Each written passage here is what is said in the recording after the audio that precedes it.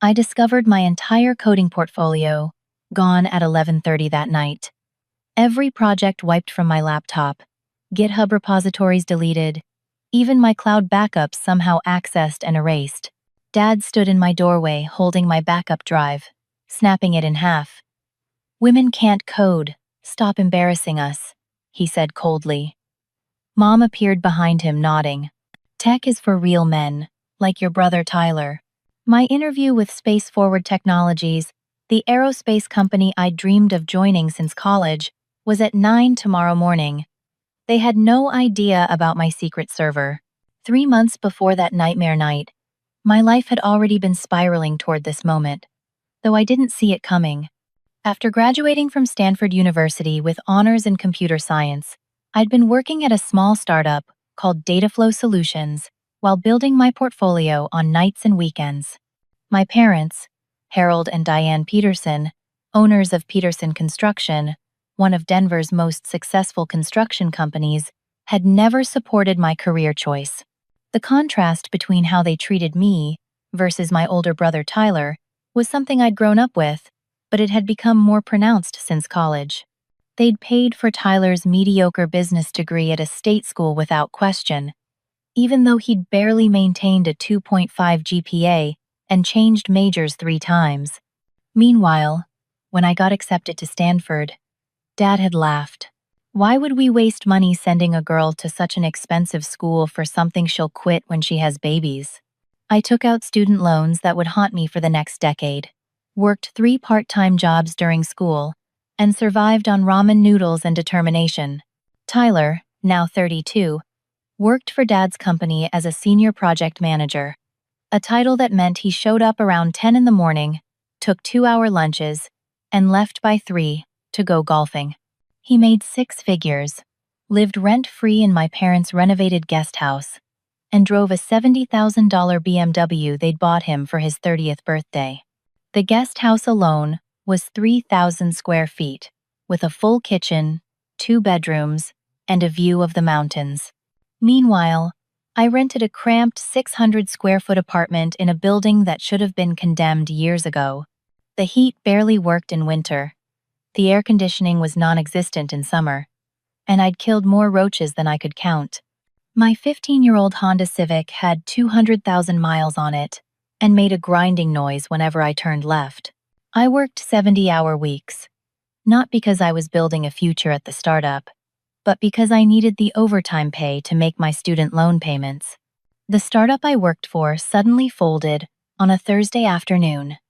Our CEO gathered all 23 of us into the conference room and announced that our primary investor had pulled out. We had 2 weeks of severance if we were lucky. I sat in my car in the parking lot for an hour, calculating how long I could survive without income. 6 weeks, maybe 7, if I only ate once a day. That Sunday, at our mandatory weekly family dinner, I told everyone about losing my job. Tyler actually laughed, spraying beer across Mom's pristine white tablecloth. "Maybe this is the universe telling you to find a real job," he said, wiping his mouth with the back of his hand. "You could be Dad's secretary. You'd be good at that, organizing files and making coffee." Mom nodded enthusiastically, her pearl necklace catching the light from the chandelier. "Oh, that's a wonderful idea. You could answer phones at the company. You have such a pleasant voice. And you'd be so good at organizing Tyler's calendar. He's so busy with all his important projects." Dad leaned back in his chair, the leather creaking under his weight. "I could start you at $40,000 a year. That's generous for a secretary with no experience. Plus, you'd learn how real business works, not this computer nonsense." I tried to explain that I was a software developer, that I'd built entire systems from scratch, that my code was currently processing millions of data points for scientific research. But they weren't listening. They never listened. After dinner, I helped Mom clear the table, while Tyler and Dad went to watch the game. In the kitchen, she touched my arm gently. "Sweetie, I know you're proud, but maybe it's time to accept reality. Some people are meant for certain things. Tyler has that natural business instinct, that leadership quality. You're more suited for supporting roles. There's no shame in that. Later that evening, I was in Dad's home office looking for a pen to write down some job leads when I noticed Tyler's laptop open on the desk. The screen showed a presentation about a revolutionary construction management software system that would transform Peterson Construction into a technology leader. Dad had been bragging about this at industry conferences, crediting Tyler with the innovation. Curious, I looked closer at the code snippets in the presentation. My blood ran cold. I recognized it immediately as a template from Code Canyon, a website where you could buy basic software templates for $50. Tyler had barely modified it, just changed some colors, and slapped the company logo on it. The code was garbage, full of security vulnerabilities and deprecated functions. It would crash the moment more than 10 users tried to access it simultaneously. But Tyler was being promoted to vice president based on this innovation. Dad had announced it at the last company meeting, praising Tyler's technical genius and forward-thinking vision. The promotion came with a salary increase to $200,000 a year and a company Tesla. I took photos of everything with my phone, not sure what I'd do with them but knowing I needed evidence. As I was leaving the office, Tyler came in, slightly drunk from the beers at dinner. "What are you doing in here?" he demanded. "Looking for a pen," I said, holding up the one I'd found. He stepped closer, his breath reeking of alcohol. "You know, Lacey, you should really consider Dad's offer. This whole coding thing you're doing, it's embarrassing. When I'm at business meetings, and people find out my sister thinks she's a programmer, they laugh. Women don't have the logical thinking required for real programming. It's science. Is that why you bought your revolutionary software system online?" I asked quietly. His face went red, then white. "I don't know what you're talking about." Code Canyon. $50. Template number 47892. Basic Construction Management System. "You didn't even change the default admin password." He grabbed my arm, squeezing hard enough to leave bruises. "You keep your mouth shut. You don't know anything about business or technology. You're just jealous because Mom and Dad actually love me." I pulled away and left, my arm throbbing. But I'd learned something important that night. Tyler wasn't just the favored child. He was a fraud, and my parents were too blinded by their bias to see it. 2 weeks after losing my job, I was scrolling through job postings at 3 in the morning, unable to sleep from the stress, when I found it. Space Forward Technologies, a Denver-based aerospace company specializing in satellite communication systems, had posted a senior developer position. My heart raced as I read the requirements. They needed someone with expertise in distributed systems, security protocols, and real-time data processing. It was like they'd written the posting specifically for me. Space Forward wasn't just any company. They were revolutionizing satellite communications, working on contracts with NASA and the Department of Defense. James Morrison, their CEO, was a legend in the tech world, someone who'd built 3 successful companies before age 40. Getting a job there wouldn't just pay my bills. It would launch my career into the stratosphere. The application process was intensive. They wanted more than a resume and cover letter. They required a portfolio demonstrating specific competencies with live, working projects that they could test and evaluate. Most developers would submit 2 or 3 projects. I decided to go beyond that. For the next 2 months, I barely slept. I created 3 sophisticated projects that showcased everything I could do. The first was a real-time data processing system that could handle millions of inputs per second, sorting and analyzing satellite telemetry data with 99.9% accuracy. I used Apache Kafka for stream processing and implemented custom algorithms that reduced latency by 60% compared to standard solutions. The second project was a security protocol for satellite communications that used quantum-resistant encryption. With quantum computers on the horizon, current encryption methods would soon be obsolete. My protocol used lattice-based cryptography that would remain secure even against quantum attacks. I wrote a white paper explaining the mathematics behind it, and created a working demonstration that showed how it could protect satellite communications from even the most advanced threats. The third project was my masterpiece, an AI-powered trajectory optimization tool that could calculate the most fuel-efficient paths for satellites while avoiding space debris. I trained the neural network on 10 years of historical satellite data, and it could predict optimal trajectories with greater accuracy than anything currently on the market. The potential fuel savings alone could save companies millions of dollars per satellite. I deployed everything on cloud servers, created comprehensive documentation, and built interactive demos that anyone could test. My GitHub repositories showed 2 years of consistent contributions, proving this wasn't work I'd thrown together for the application. This was my life's work. Evidence of countless nights and weekends spent perfecting my craft. 6 weeks into my preparation, I was at my parents' house fixing their printer when Dad found my printed preparation materials on the coffee table. I'd been reviewing them while waiting for the printer drivers to install. His eyes scanned the pages, and I watched his expression change from confusion to interest to something darker. "Space-forward technologies?" he said slowly. "You're applying to James Morrison's company?" "Yes," I said carefully, trying to gauge his reaction. Dad set down the papers and stared at me. "I've been trying to get a meeting with Morrison for 2 years. His company is building a new facility, and the construction contract is worth $50 million. Do you have any idea what that would mean for our company?" "That's great, Dad. But this is about a developer position, not construction." His eyes lit up with an idea that made my stomach drop. Tyler should apply for this position. Morrison would hire Harold Peterson's son instantly. It would get us in the door, build that relationship. "Dad, Tyler doesn't know how to code. This is a senior developer position. They want someone who can build satellite communication systems." Dad waved his hand dismissively.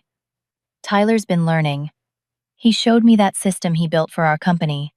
He's a natural genius at this stuff, unlike you playing pretend programmer. How hard could it be?" "It's just typing on a computer." I tried to explain the complexity of the work, the years of study required, the mathematical knowledge needed. But Dad had already pulled out his phone and was calling Tyler. "Tyler, get over here. I found your next opportunity." While we waited for Tyler, Dad peppered me with questions about the position, the company, the application process. I answered reluctantly, watching him take notes on his phone. When Tyler arrived 20 minutes later, Dad was already formulating a plan. "Lacey's going to help you apply for this position," Dad announced. "It's perfect. Once you're in at Space Forward, you can facilitate the construction contract." Tyler looked confused. "But I don't know anything about satellites or whatever." "You built that software system for the company," Dad reminded him. "This is the same thing, just for satellites. Lacey will help you prepare." I stood up. "No, I won't. This is my opportunity, my career. I've worked for years for this." Mom, who had been quietly knitting in her chair, finally spoke. "Lacey, don't be selfish. Tyler has a family to think about." Tyler wasn't married and had no kids, but Mom always spoke as if his future hypothetical family was more important than my present reality. Men need prestigious careers to provide for their families. "You'll marry someone successful anyway. Why do you need this?" "Because I earned it," I said. "Because I'm good at it.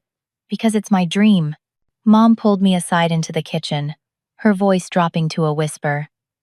"Sweetie, I'm going to tell you something for your own good. I've been forwarding your emails with that Sandra Williams person to Tyler. She's the hiring manager, right? Tyler's been studying your responses, learning how to present himself. He's going to apply, whether you help him or not. Wouldn't it be better if you helped him succeed? For the family?" The betrayal hit me like a physical blow. "You've been reading my emails? Forwarding them?" "That's illegal, Mom. That's a federal crime." She laughed, a tinkling sound that I'd once found comforting. "Don't be dramatic. I'm your mother. I'm trying to help you make the right choice. Besides, Tyler already has most of your portfolio downloaded. He's been practicing, presenting it as his own work. I ran back to the living room and grabbed Tyler's laptop from his bag. Sure enough, there were my projects, meticulously copied, with his name replacing mine in every file. He'd even created fake commit histories to make it look like he'd been working on them for months. "This is theft," I said, my voice shaking. "This is intellectual property theft." Tyler shrugged. "Prove it." "I've been working on this stuff for months. Dad's seen me coding." He pulled up a window on his laptop showing him coding, but it was just a screen recording of someone else typing that he was playing back. That night, I went home and immediately implemented new security measures.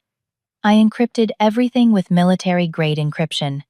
I set up two-factor authentication on all my accounts. I created multiple backup systems across different platforms, including a distributed network of Raspberry Pi devices that I placed at trusted friends' houses. Sarah, my friend from college who now worked as a network engineer, kept one in her apartment. David, my ex-boyfriend who despite our messy breakup was still a decent person, agreed to keep one in his garage. I even rented a small storage unit under an LLC I created and placed a backup server there. I changed all my passwords to random 30-character strings that I memorized using memory palace techniques. I set up monitoring alerts for any unauthorized access attempts. I was protecting my work like it was nuclear launch codes, because to me, it was just as valuable. But I knew Tyler and my parents wouldn't give up. This was now about more than just a job. It was about proving that my work, my talent, my dreams mattered as much as Tyler's imaginary ones. The night before my interview, February 23rd, I was in my apartment doing final preparations. My interview was scheduled for 9 in the morning, and I'd spent the day rehearsing my presentation, testing all my demo links, and making sure everything was perfect. I'd even bought a new suit with the last of my savings, a sharp navy blazer and matching pants that made me look like I belonged in a boardroom. I was reviewing my portfolio one last time when I heard footsteps on the stairs outside my apartment. The walls were thin, and I could usually hear my neighbors, but these footsteps were different. Heavier. Multiple people. My apartment was on the 3rd floor, and the only other unit up here had been vacant for months. The door opened without a knock. I'd given my parents a spare key for emergencies, something I was now deeply regretting. Dad entered first, his face set in determination. Mom followed, and then Tyler, who was carrying his laptop and smirking. "We need to talk," Dad said, his voice carrying that tone he used when closing business deals. "It's 11 at night," I said. "I have an interview in 10 hours. Whatever this is, can wait." "No, it can't." Dad moved into my small living room, his presence filling the space. "Tyler submitted his application to Space Forward. He needs your portfolio materials to prepare for his interview." "He already stole my portfolio," I said. "What more does he want?" Tyler opened his laptop.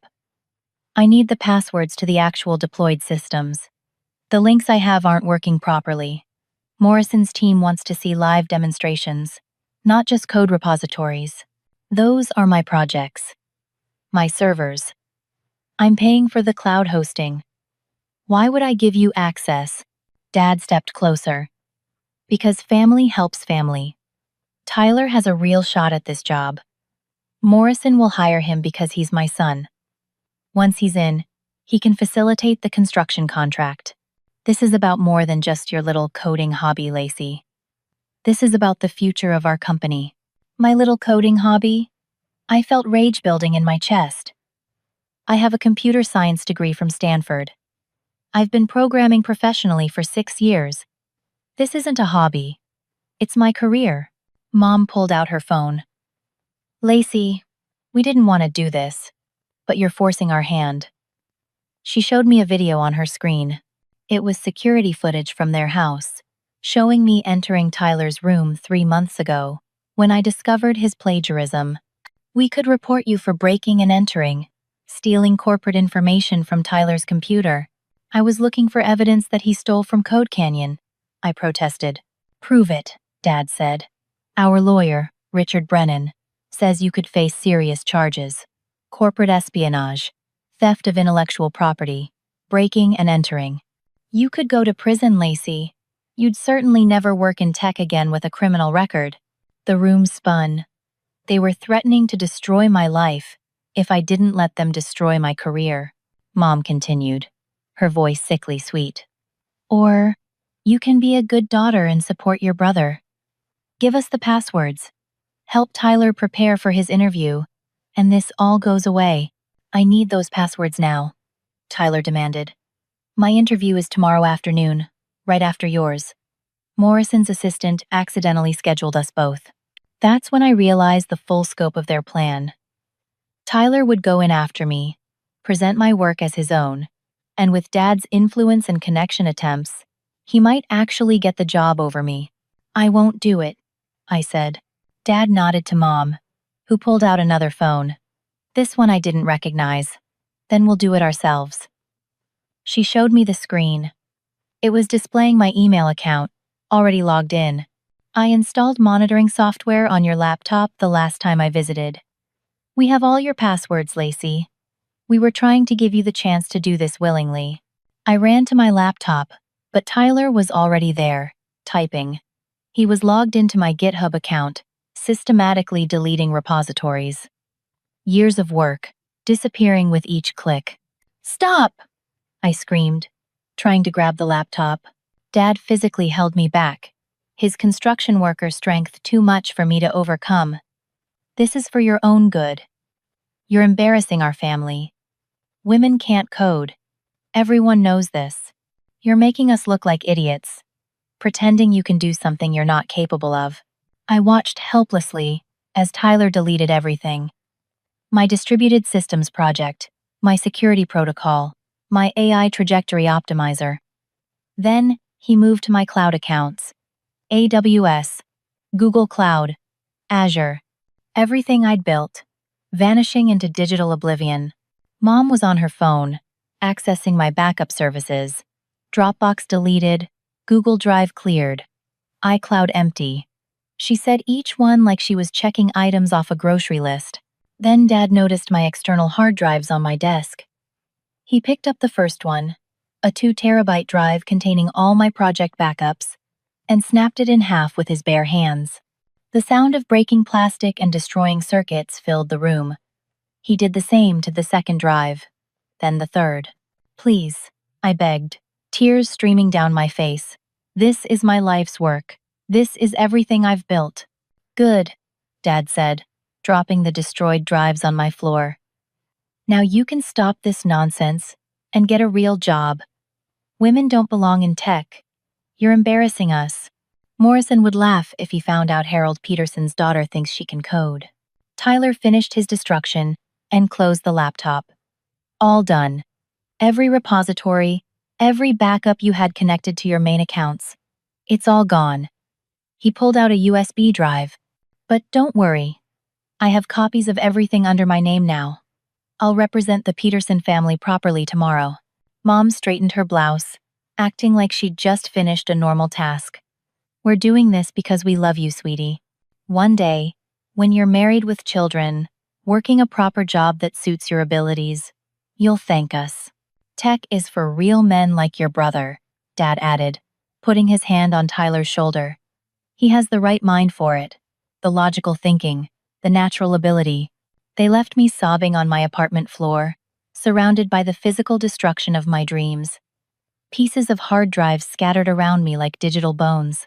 My laptop screen still showed the empty repositories, years of commits and contributions erased as if they'd never existed. It was 11:45. My interview was in 9 hours and 15 minutes. Everything I'd worked for, everything I'd built, everything I needed to prove my abilities, was gone. Or so they thought. I sat on my floor for exactly 5 minutes, letting the shock wash over me. Then, I wiped my tears, picked up my phone, and made 3 calls. The first was to Sarah Chen, my friend from Stanford, who now worked as a network engineer at a cybersecurity firm.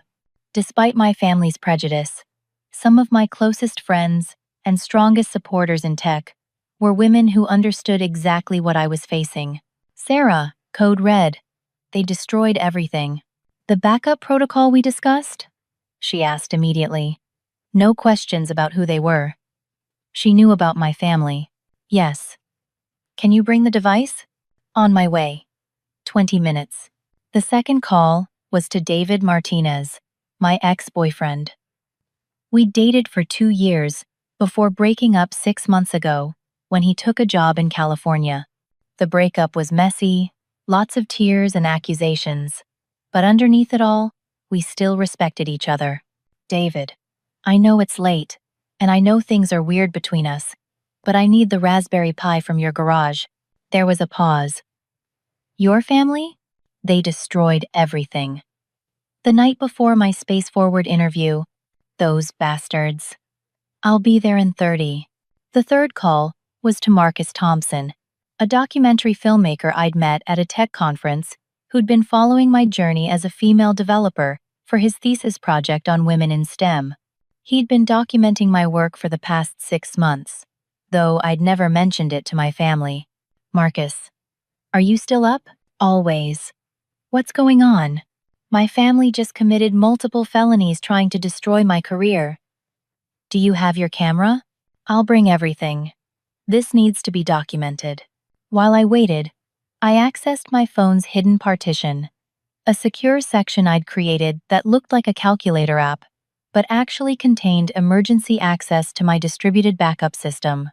The Raspberry Pi network I'd built wasn't just a backup, it was a complete mirror of everything, updated in real time through encrypted channels my family's stolen passwords couldn't touch. Sarah arrived first, carrying a small device no bigger than a deck of cards. The network's intact, she said, plugging it into my laptop. Every project, every commit, every line of code. They might have destroyed the visible repositories, but the shadow system is perfect. David arrived next, carrying not just the one Raspberry Pi, but 3 additional devices. I figured you might need extras, he said. Your family is insane, Lacey. This is beyond anything I imagined. Marcus came last, camera bag in hand. I've been documenting gender discrimination in tech for 2 years, he said, setting up his equipment. But this? This is something else entirely. We worked through the night. Sarah helped me restore everything to new repositories under accounts my family didn't know existed. David worked on deploying the projects to fresh cloud servers, using his company's enterprise accounts that had no connection to me. Marcus filmed everything, creating a record of the restoration process. By 3 in the morning, my portfolio was live again, better than before. But I decided to go further. In the remaining hours before my interview, I created something new, a 4th project that would prove beyond doubt that the work was mine. I'm building a security demonstration, I told my assembled team. Using the keylogger software Mom installed on my laptop, Sarah's eyes widened. You're going to turn their weapon against them? Better. I'm going to create an educational tool, showing how keyloggers work, how to detect them, and how to protect against them. And I'm going to use Mom's actual spyware as the case study, complete with timestamps showing when it was installed and what data it collected. David laughed. That's brilliant. It proves you're the real developer while exposing what they did. For the next 2 hours, I coded with a fury I'd never felt before. The project came together beautifully, a comprehensive security analysis tool that could detect and neutralize various types of spyware. I included a detailed technical paper explaining the vulnerabilities that allowed such software to be installed and how systems could be hardened against them. At 5:30 in the morning, as the sun began to rise over Denver, Tyler called my phone. His voice was panicked. The stuff I submitted to Morrison isn't working. The links are all dead. Fix them now. I can't fix them, Tyler. Those were my repositories. You deleted them, remember? But I submitted the application with those links. Morrison's team will check them. That sounds like your problem, not mine. Dad called next, screaming so loud I had to hold the phone away from my ear. You sabotaged your brother. We destroyed those repositories, and somehow you recovered them just to make Tyler look bad. I didn't sabotage anyone. Tyler submitted links to my repositories, which you then deleted. The fact that I was able to recover my own work doesn't change the fact that Tyler tried to steal it. You're going to pay for this, Dad threatened. I'll make sure Morrison knows exactly what kind of person you are. Please do, I said, and hung up. Sarah, David, and Marcus looked at me with concern. They're going to try to destroy your interview, Sarah warned. I smiled for the first time since my family had invaded my apartment. Let them try. I have something they don't. What's that? David asked. The truth. And the ability to code. At 7 in the morning, I showered, put on my new suit, and prepared for the most important interview of my life. Sarah, David, and Marcus insisted on driving me there, a small convoy of support to counter the family that had tried to destroy me. As we drove through Denver's morning traffic, I thought about Tyler, probably frantically Googling how to code, trying to memorize programming terms he didn't understand. I thought about Dad, furious that his influence couldn't buy his son expertise. I thought about Mom, who had violated federal law to steal my passwords, convinced she was helping. But mostly, I thought about the code I'd written, the problems I'd solved, the systems I'd built. They could delete repositories, destroy hardware, and threaten me with lies. But they couldn't delete knowledge. They couldn't destroy capability. They couldn't steal what made me a developer. The interview was in 90 minutes, and I was ready. I arrived at Space Forward Technologies headquarters at 8:45, 15 minutes before my scheduled interview. The building was a gleaming testament to innovation, 20 stories of glass and steel reaching toward the sky, appropriate for a company that dealt with satellites. Sarah, David, and Marcus waited in the lobby cafe, my personal support team ready if I needed them. Sandra Williams, the hiring manager I'd been corresponding with, met me at reception. She was a woman in her 40s with sharp eyes and a warm smile, someone who radiated competence and intelligence. Lacey Peterson, I've been looking forward to this, she said, shaking my hand firmly. Your portfolio is impressive. I'm excited to discuss your trajectory optimization algorithm. As we walked to the elevator, she mentioned casually, just so you know, James Morrison will be joining us for the interview. He doesn't usually participate in developer interviews, but your work caught his attention. My stomach fluttered. James Morrison was a legend in tech, someone who'd built multiple successful companies and was known for his brilliant mind and exacting standards. The fact that he was interested enough to attend my interview was both thrilling and terrifying. The conference room on the 15th floor had floor-to-ceiling windows overlooking the Rocky Mountains. Morrison was already there, a tall man in his 50s with silver hair and intense blue eyes. He stood when we entered, which surprised me. Miss Peterson, I'm James Morrison. Thank you for coming. We sat at a sleek conference table, and Sandra opened her laptop. Before we begin discussing your technical qualifications, we need to address something unusual that happened this morning. My heart sank. Had Dad already contacted them? Morrison turned his laptop toward me. We received an interesting application at 6 this morning from a Tyler Peterson, claiming to be Harold Peterson's son. Are you related? He's my brother, I admitted. His portfolio was identical to yours, Morrison continued. The same projects, same code, even the same variable names and comments. But when we tried to verify his work 30 minutes ago, everything was gone. Dead links, deleted repositories, Sandra added. Then, around 7 this morning, your repositories came back online with something new. A security project that wasn't there yesterday, uploaded with timestamps showing it was created between 3 and 5 this morning. I took a deep breath. I should explain everything. Morrison leaned back in his chair. Please do. We have time. So I told them. Everything. The sexism I'd faced from my family. Tyler's history of stealing credit. The events of the previous night, the destruction of my work, the secret backup system, the recovery process. The security demonstration I'd built using Mom's spyware as an example. Sandra was recording the conversation with my permission, her expression growing more shocked with each revelation. Morrison's face had gone from curious to concerned to something darker I couldn't quite read. When I finished, Morrison pulled up his laptop again. Your father has been aggressively pursuing a meeting with me for 2 years about a facilities contract. This morning at 7:30, he sent me this email. He showed me the screen. The email from Dad was lengthy and venomous. It claimed I was mentally unstable, that I'd been stealing Tyler's work for years, that I was a pathological liar who'd been fired from my last job for incompetence. He offered a $50,000 donation to Spaceforward's charity foundation if Morrison would hire Tyler instead of me, calling it a gesture of future partnership.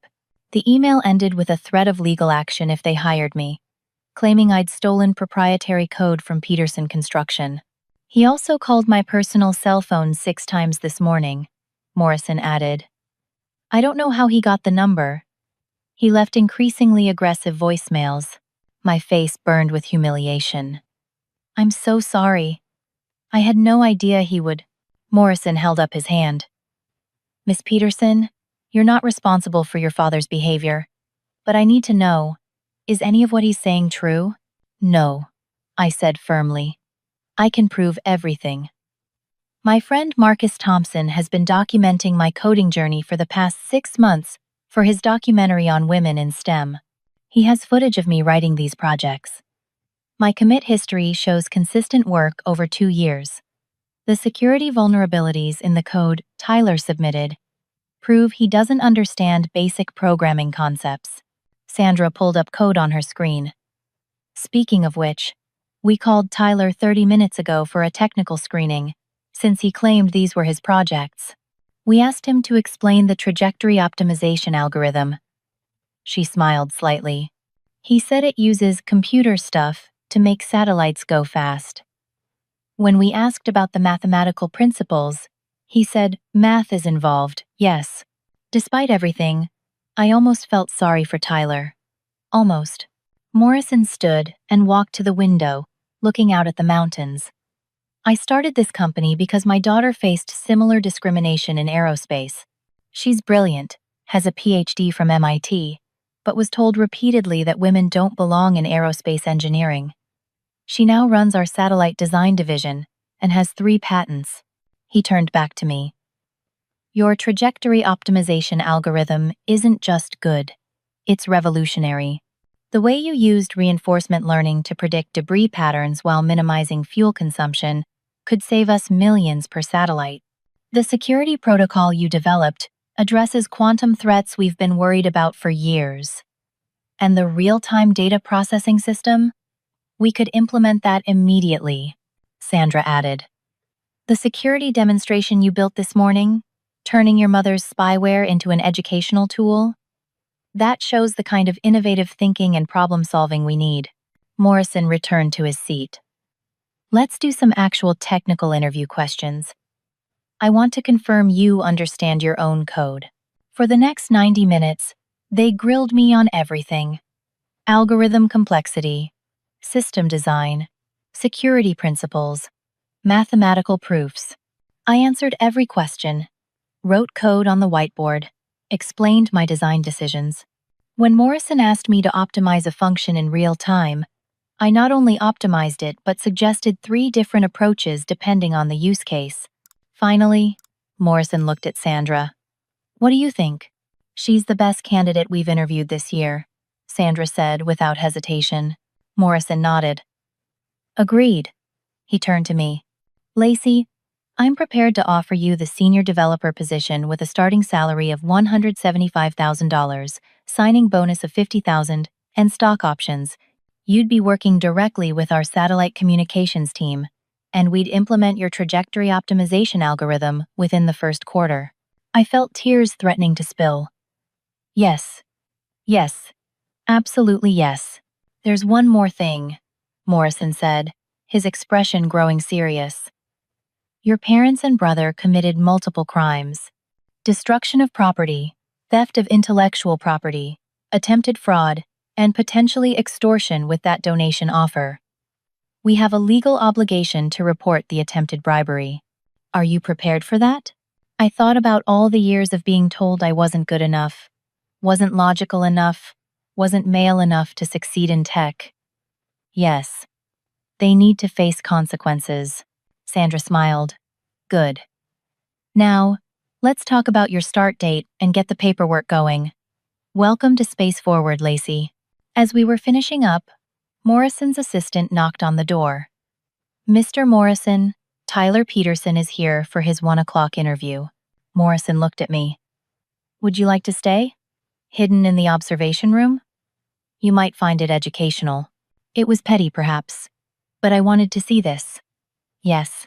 From behind one-way glass, I watched Tyler enter the same conference room I'd just left.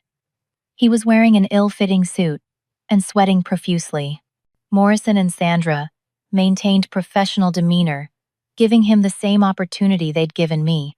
Mr. Peterson, can you explain your trajectory optimization algorithm? Sandra asked. Tyler stammered. It uses AI to make satellites go where they need to go. The algorithm is very complex. Lots of math and coding. Can you write a simple function on the whiteboard showing how you calculate orbital velocity? Morrison asked. Tyler stood at the whiteboard for a full minute before writing v equals d divided by t. That's basic velocity, Sandra said gently. Orbital velocity requires considering gravitational forces. Can you show us that calculation? Tyler's response was to draw a circle labeled Earth and an arrow labeled Satellite Goes Fast. The interview ended after 15 minutes. Morrison told Tyler they'd be in touch, but his application was being forwarded to their legal department due to concerns about plagiarism. Tyler left the building in tears, and I felt a complicated mix of satisfaction and pity. He'd been raised to believe he deserved everything without earning it, and reality was a harsh teacher. That afternoon, I returned to my apartment with Sarah, David, and Marcus. We ordered pizza to celebrate, but I knew the battle wasn't over. My phone had 37 missed calls from my parents and Tyler. The voicemails progressed from angry to threatening to pleading. Marcus set up his camera in my living room. We should document what happens next, he said. This could be important for your protection and for the documentary. At 4 o'clock, my parents arrived uninvited again, but this time I was ready. Tyler was with them, his face red and puffy from crying. I'd asked Sarah and David to stay as witnesses, and Marcus kept filming. You destroyed Tyler's future, Dad roared as soon as I opened the door. Morrison humiliated him. Tyler destroyed his own future by trying to steal my work, I replied calmly. Mom was crying, mascara running down her cheeks. How could you do this to your family? We raised you, supported you. You tried to destroy my career last night. You deleted years of work. You committed crimes.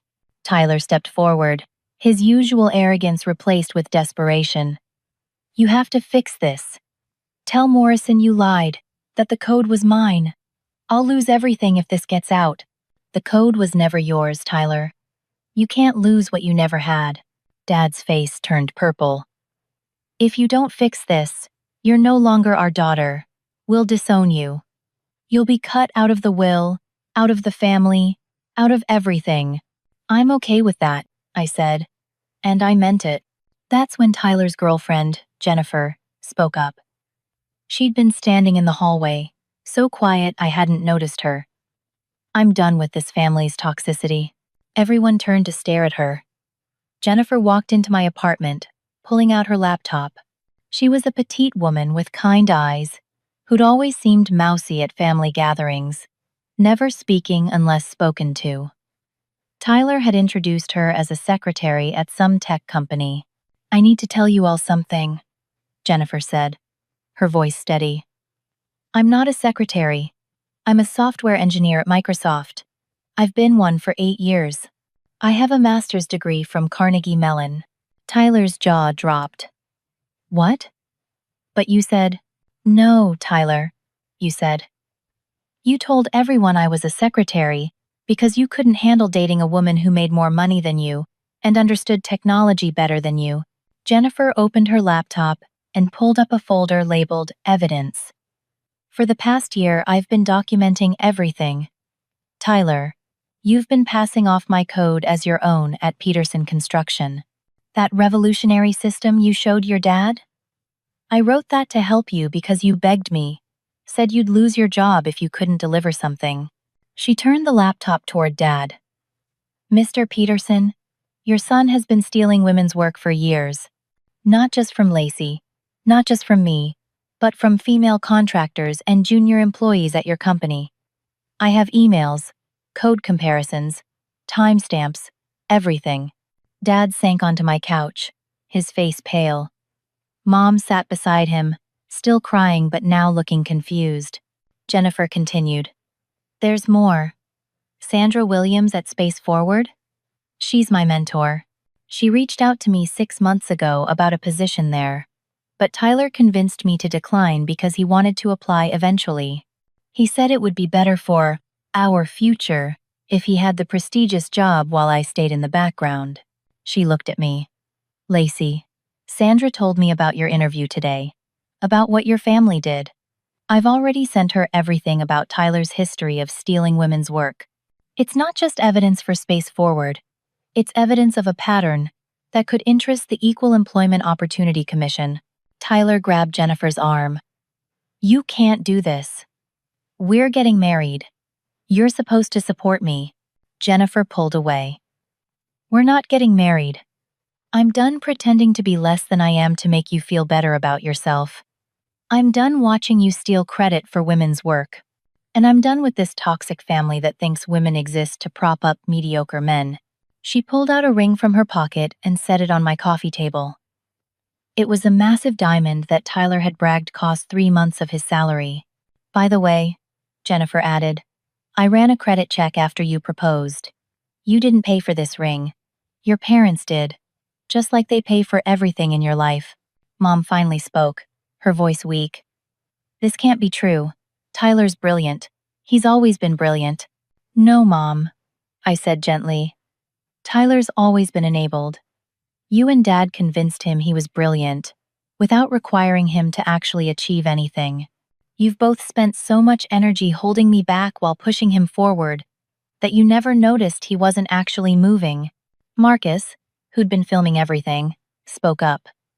Mr. and Mrs. Peterson, I've been documenting gender discrimination in tech for my thesis. What I've witnessed and recorded today, combined with the footage from the past 6 months of Lacey's journey, shows clear patterns of discrimination and potentially criminal behavior. This will be part of my documentary, though I'll give Lacey final say on what gets included. Dad stood up abruptly. You recorded this without our permission? You're in Lacey's apartment, where you entered uninvited, Marcus replied. She gave me permission to film in her home. Also, Colorado is a one-party consent state for recording. Tyler had collapsed into a chair, looking destroyed. What am I supposed to do now? If this gets out, I'll never work in tech. I'll lose my job at Dad's company. Jennifer laughed bitterly. You never belonged in tech, Tyler. You belong in sales or management or any field where you can succeed on your actual abilities, not stolen ones. The tragedy isn't that you're being exposed. It's that you were never forced to develop real skills because everyone around you made excuses for your mediocrity. Dad turned to me one last time. If you go through with this, if you let them use that footage, if you pursue any legal action, you're dead to us. Harold, Mom gasped. But Dad continued. Choose, Lacey. Your family, or this vindictive path you're on.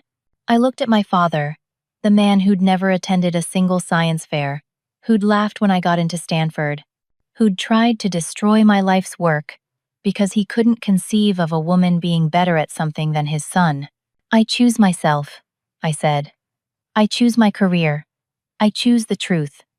And I choose to surround myself with people who support me for who I am, not who they think I should be. Dad stormed out, Mom following while crying. Tyler stayed for a moment longer, looking lost. Lacey, he said quietly, did you really back up everything? Of course I did. I'm a software engineer. Redundancy and disaster recovery are fundamental principles. I don't even understand what that means, he admitted. I know, I said, and for the first time, I felt genuine pity for him. That's the point, Tyler. You never tried to understand. You just assumed you deserved what I worked for.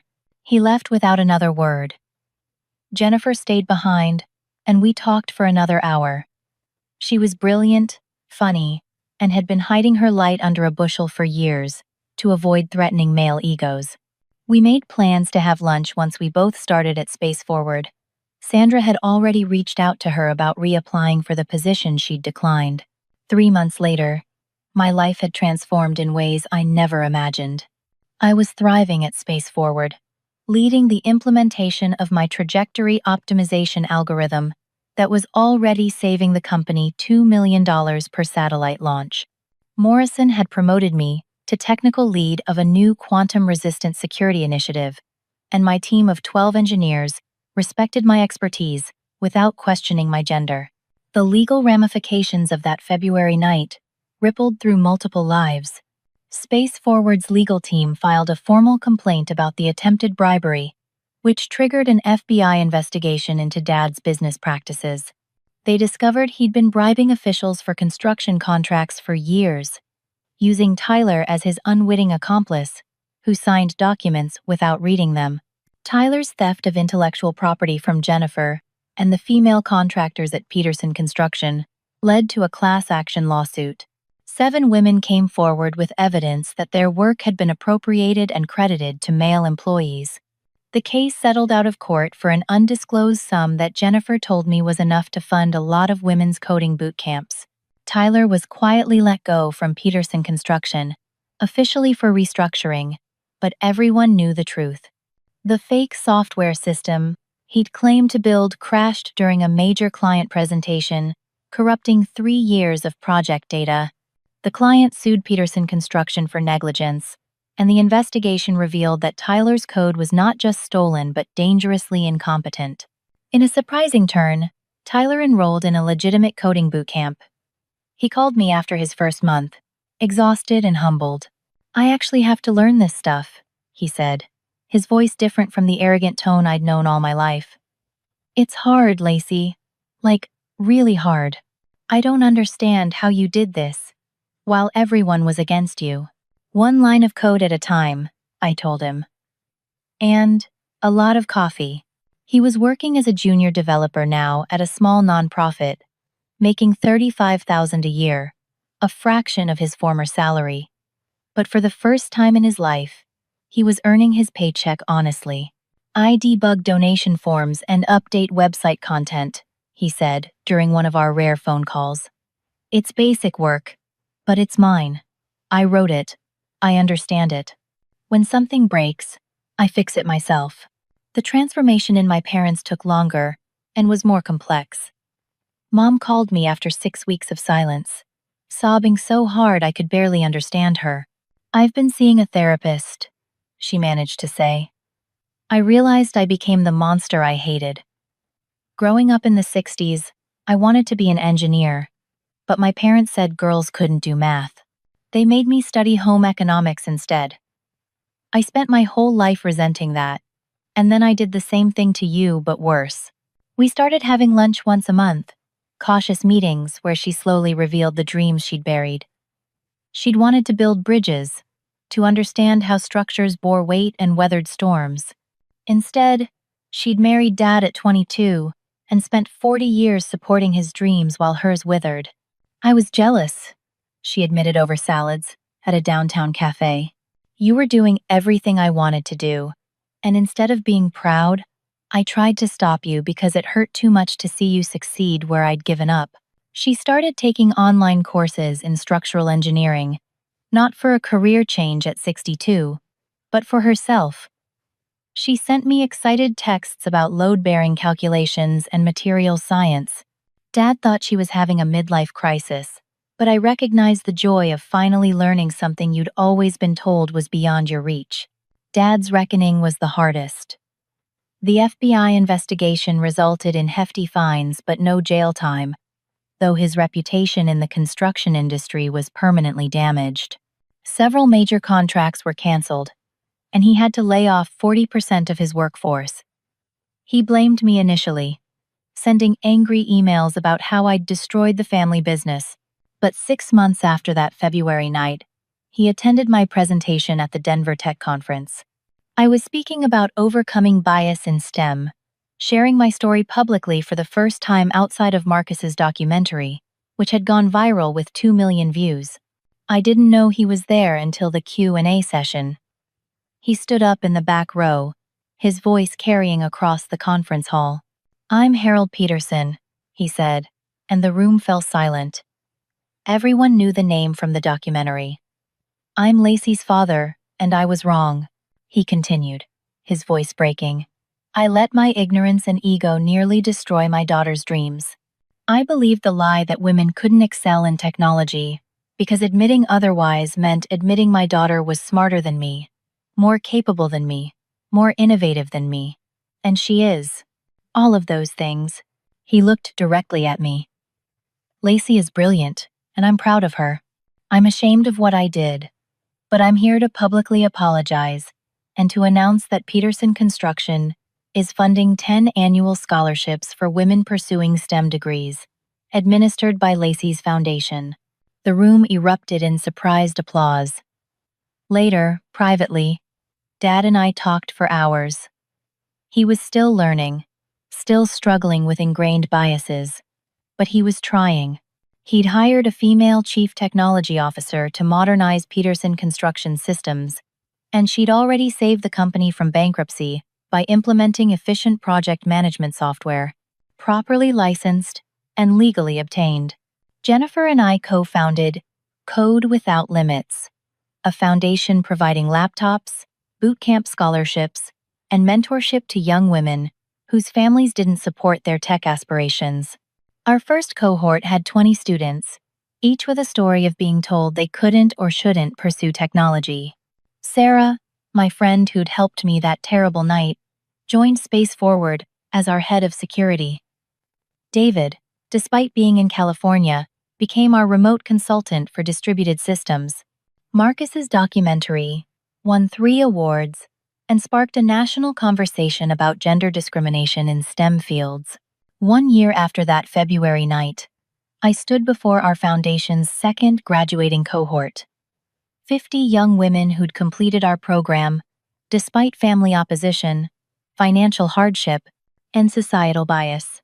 As I looked at their faces, excited and nervous about entering the tech industry, I thought about my destroyed hard drives, my deleted repositories, my father's words that women couldn't code. "Your families might not support you," I told them.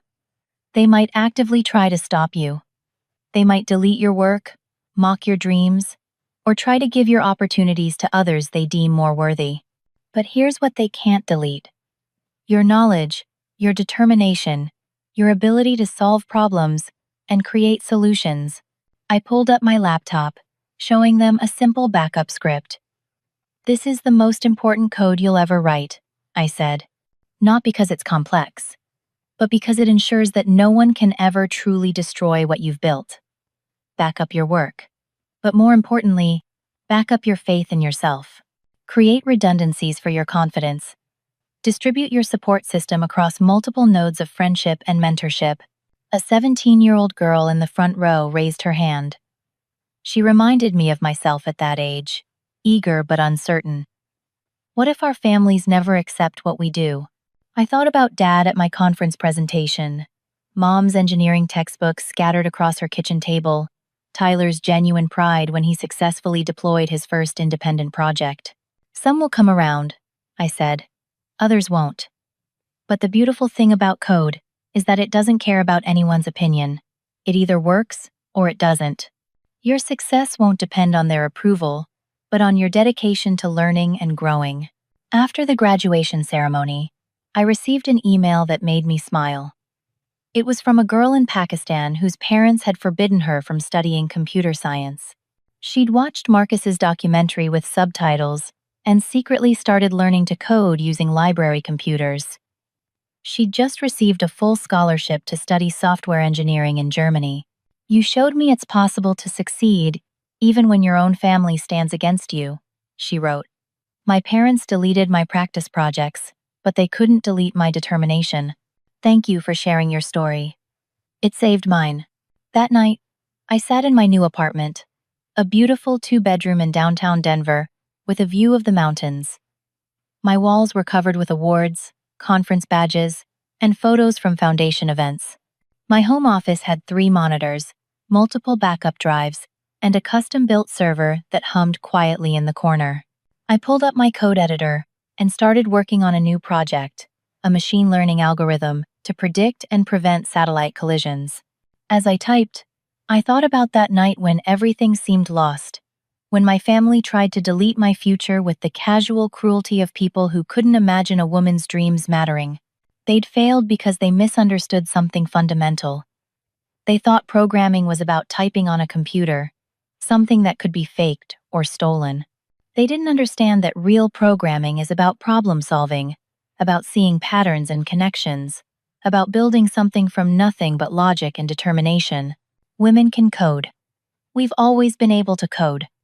From Ada Lovelace writing the first algorithm to Grace Hopper, inventing the compiler, to the thousands of women who programmed the computers that sent humans to the moon.